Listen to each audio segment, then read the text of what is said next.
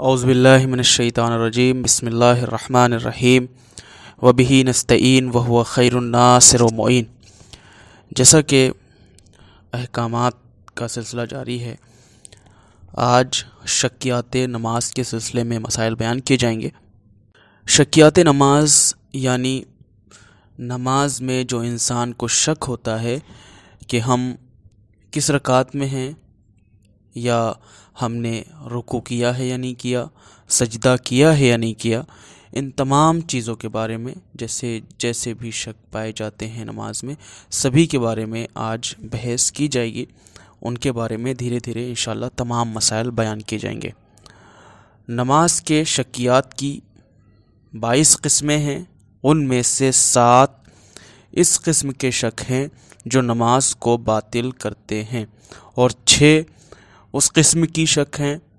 के शक हैं जिनकी परवाह नहीं करनी चाहिए, और बाकी 9 उस किस्म के शक हैं जो सही हैं। सही से मुराद ये है कि जिनका इलाज किया जा सकता है। यानी 7 वो किस्में हैं कि जो कहीं पर भी शक हो तो नमाज बातिल हो जाती है, और 6 वो किस्में हैं कि अगर वो शक पैदा हो जाए नमाज में तो उनकी परवाह नहीं करनी चाहिए। बकिया 9 जो बचते हैं, अगर इन जगहों पे शक हो तो ऐसी सूरत में उनका इलाज नमाज के बाद किया जा सकता है। अब यहाँ पे सबसे पहले बात करेंगे उन चीज़ों के बारे में, उन जगहों के बारे में कि अगर इन जगहों पे शक हो तो नमाज बातिल हो जाती है। वो शक जो नमाज को बातिल कर देते हैं। मसला नंबर 1174। जो शक नमाज को बातिल करते हैं वो ये हैं। नंबर 1, 2 रकाती वाजिब नमाज, मसलन नमाज सुबह और नमाज मुसाफिर। नमाज मुसाफिर की रकातों की तादाद के बारे में शक करे। अलबत्ता नमाज मुस्तहब, नमाज एहतियात की रकातों की तादाद के बारे में शक नमाज को बातिल नहीं करता। इस मसले में नंबर 1 में कहना ये चाहते हैं कि नमाज सुबह और मुसाफिर की नमाजें,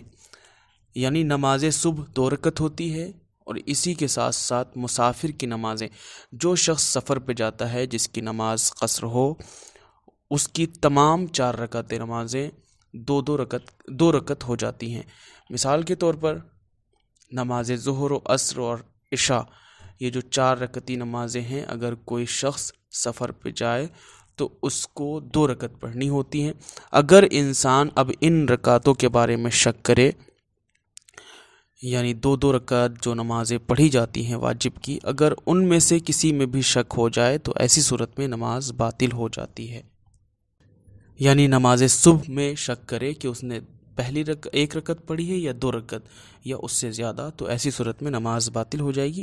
इसी सूरत में इसी तरह से अगर मुसाफिर ये शक करे कि उसने 2 रकत नमाज पढ़ी है या 3 रकत या 1 रकत पढ़ी है या 2 रकत, तो उसकी नमाज बातिल हो जाएगी। नंबर 2, 3 रकाती नमाज की तादाद के बारे में शक करें। इसमें कहना यह चाहते हैं कि 3 रकती नमाज मगरिब की होती है, और मगरिब की नमाज में अगर कोई शक करता है कि उसने 1 रकत पढ़ी है या 2 रकत, 3 रकत पढ़ी है या 4 रकत, तो ऐसी सूरत में उसकी नमाज बातिल हो जाती है। नंबर 3, 4 रकती नमाज में कोई शक करे कि उसने 1 रकत पढ़ी है या ज़्यादा पढ़ी है, तो ऐसी सूरत में उसकी नमाज बातिल हो जाती है। नंबर 4 रकती नमाज में दूसरे सजदे में दाखिल होने से पहले नमाजी शक करे कि उसने 2 रकातें पढ़ी हैं या ज़्यादा पढ़ी हैं, तो उसकी नमाज बातिल हो जाती है। यानी अगर कोई 4 रकती नमाज में भी शुरू की 2 रकतों में शक करता है तो उसकी नमाज बातिल हो जाती है। नंबर 5, 2 और 5 रकातों में या 2 और 5 से ज़्यादा रकातों में शक करे तो ऐसी सूरत में नमाज बातिल हो जाती है। नंबर 5 में कहना ये चाहते हैं कि अगर कोई शख्स नमाज पढ़ रहा था, अब वो शक कर रहा है कि उसने 2 रकत नमाज पढ़ी है یا 2 سے زیادہ پڑھی ہے، 2 سے زیادہ سے مراد 5 رکعت پڑھی ہے، 6 رکعت پڑھی ہے یا اس سے زیادہ پڑھی ہے، تو ایسی صورت میں نماز باطل ہو جاتی ہے۔ کیونکہ آپ سب جانتے ہیں نماز، جتنی بھی نمازیں ہیں، یا تو 1 رکعت ہوتی ہے، یا 2 رکعت ہوتی ہے، یا 3 رکعت ہوتی ہے، یا 4 رکعت ہوتی ہے، اس سے زیادہ نماز نہیں ہوتی۔ 5 رکعت، 6 رکعت یا اس سے زیادہ کبھی بھی نماز نہیں ہوتی۔ 1 رکعت نماز احتیاط ہوا کرتی ہے، 2 رکعت نماز صبح وغیرہ اور اسی طرح سے مستحب نمازیں، 3 رکعت نماز مغرب ہوتی ہے، 4 رکعت نماز ظہر، عصر، عشاء، یہ ساری نمازیں ہوتی ہیں۔ تو اب 4 رکعت کے بعد کوئی آپشن نہیں بچتا، لہٰذا اگر کوئی شخص شک کرتا ہے کہ اس نے 2 رکعت نماز پڑھی ہے یا 5 رکعت یا 6 رکعت یا اس سے زیادہ، تو ایسی صورت میں اس کی نماز باطل ہو جائے گی، کیونکہ 5 رکعت کوئی نماز نہیں ہوتی، 6 رکعت یا اس سے زیادہ کوئی نماز نہیں ہوتی۔ نمبر 6، 3 اور 6 رکعتوں میں یا 3 اور 6 سے زیادہ رکعتوں میں شک کرے، یعنی کوئی شخص نماز پڑھ رہا تھا، اب اس کو یہ شک ہو رہا ہے کہ اس نے 3 رکعت نماز پڑھی ہے یا 6 رکعت یا اس سے زیادہ، تو ایسی صورت میں اس کی نماز باطل ہو جائے گی۔ نمبر 7، 4 اور 6 رکعتوں کے درمیان شک کرے یا 4 اور 6 سے زیادہ رکعتوں کے درمیان شک کرے، جس کی تفصیل آئندہ انشاءاللہ بیان کی جائے گی، تو اس کی نماز باطل ہو جاتی ہے۔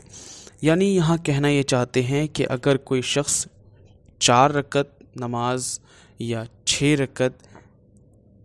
یا اس سے زیادہ ہونے کے بارے میں شک کرے تو اس کی نماز باطل ہو جائے گی۔ یعنی یہ جو جتنے بھی مقامات بیان کیے گئے ہیں، ان 7 مقامات پہ اگر کہیں پہ بھی سجدے کی حالت میں شک کرتا ہے، رکوع کی حالت میں شک کرتا ہے، قیام کی حالت میں شک کرتا ہے، تو تمام صورتوں میں نماز باطل ہو جاتی ہے۔ یعنی کہنے کا مطلب یہ ہے کہ اگر وہ کھڑا ہوا تھا اور وہ سوچ رہا تھا ارے ہم نے کتنی رکعتیں نماز پڑھی ہیں، تو ایسی صورت میں نماز باطل ہو جائے گی، چاہے وہ سجدے میں ہو، چاہے وہ رکوع میں ہو، کہیں پر بھی کسی مقام پہ بھی اگر وہ شک کرتا ہے کہ ہم نے کتنی رکعتیں نماز پڑھی ہیں، تو اس کی نماز باطل ہو جائے گی۔ مسئلہ نمبر 1175، اگر انسان کو نماز باطل کرنے والے شکوک میں سے کوئی شک پیش آئے تو بہتر یہ ہے کہ جیسے ہی اسے شک ہو نماز نہ توڑے، بلکہ اس قدر غور و فکر کرے کہ نماز کی شکل برقرار نہ رہے یا یقین یا گمان حاصل ہو، اس چیز سے نا امید ہو جائے۔ یعنی اس مسئلے میں کہنا یہ چاہتے ہیں کہ جیسے ہی انسان کو نماز میں شک ہو تو اسے وہیں پہ ٹھہر کر تھوڑا سا اسے غور و فکر کرنا چاہیے اور اسے کسی نہ کسی نتیجے تک پہنچنا چاہیے۔ یعنی اسے اس نتیجے تک پہنچ جانا چاہیے کہ اس نے 1 رکعت پڑھی ہے یا 2 رکعت۔ اگر وہ یقین تک پہنچ گیا ہے یا گمان اسے ہو گیا ہے کہ ہاں میں نے 1 ہی رکعت پڑھی ہے، تو اس کی نماز صحیح رہے گی۔ وہ جو شک اس نے کیا اس کی پرواہ نہیں کی جائے گی، بلکہ اسے آگے نماز پڑھنا چاہیے۔ لیکن اگر اسے غور و فکر کرنے کے باوجود بھی یقین تک یا گمان تک نہیں پہنچ رہا ہے، تو ایسی صورت میں جب وہ مایوس ہو جائے، کسی بھی صورت میں کسی بھی نتیجے تک نہ پہنچ سکے، تو ایسی صورت میں اس کی نماز باطل ہو جائے گی۔ یعنی سب سے پہلے جیسے ہی شک ہوتا ہے اسے غور و فکر کرنا چاہیے، وہیں پر نماز فوراً ہی نہیں توڑنی چاہیے۔ جب وہ غور و فکر کرے اور نتیجے تک نہ پہنچے، یعنی اسے نہ معلوم ہو سکے کہ اس نے کتنی رکعتیں نماز پڑھی ہیں، تب وہ نماز توڑ کر کے دوبارہ نماز کو شروع کرے گا اور نماز کو جو بھی رکعتیں پڑھنی ہیں، یعنی اسے صبح کی نماز پڑھنی ہے تو صبح کی نماز پڑھے گا، مغرب کی پڑھنی ہے تو مغرب کی پڑھے گا، یا پھر عشاء وغیرہ جو بھی اس کے اوپر نماز واجب ہے اس کو پھر سے پڑھے گا۔ خداوند عالم سے یہی دعا ہے کہ خداوند عالم ہم سب کو ان تمام شک و شبہات سے بچائے اور زیادہ سے زیادہ علم دین حاصل کرنے کی توفیق عطا فرمائے اور اس پر عمل پیرا ہونے کی توفیق عطا فرمائے۔ انشاءاللہ یہ جو دروس احکامات کے چل رہے ہیں، ان کے ساتھ ساتھ تاریخیات، عقائد، تفسیر قرآن مجید، طب امام علی رضا علیہ الصلوۃ والسلام بھی بہت جلد اسٹارٹ کیے جائیں گے ان تمام دروس کو بھی جس طرح سے یہ دروس چل رہے تھے اس سے ہٹ کے انشاءاللہ ویڈیوز کی شکل میں سارے دروس نشر کیے جائیں گے۔ آپ سب سے امید کرتا ہوں کہ آپ سب لوگ زیادہ سے زیادہ استفادہ کریں گے اور مومنین کے درمیان ان چیزوں کو شیئر کریں گے اور نشر کریں گے تاکہ علوم اہل بیت علیہ السلام کو زیادہ سے زیادہ مومنین تک پہنچایا جا سکے اور اسلام کی نشر و اشاعت کی جا سکے، کیونکہ Rizvi trust Najaf Ashraf Iraq کی جانب سے نجف میں ایک اسٹوڈیو اور آفس بنایا جا چکا ہے کہ جس کے ذریعے سے انشاءاللہ دروس وغیرہ ریکارڈ کر کے تمام مومنین تک خدمت دین کو برقرار رکھا جائے گا، اور انشاءاللہ دھیرے دھیرے ہم سب ادارے کی ان تمام ضروریات کو مد نظر رکھتے ہوئے کہ جن چیزوں کی بھی ضرورت ہے ان کو پورا کرتے ہوئے دین کی نشر و اشاعت کریں گے، اور ہم سب ساتھ مل کے امام زمانہ اجل اللہ فرجہ الشریف کی جو ان تمام خدمات ہیں ان کو انجام دیں گے۔ وآخر الدعوانا الحمدللہ رب العالمین۔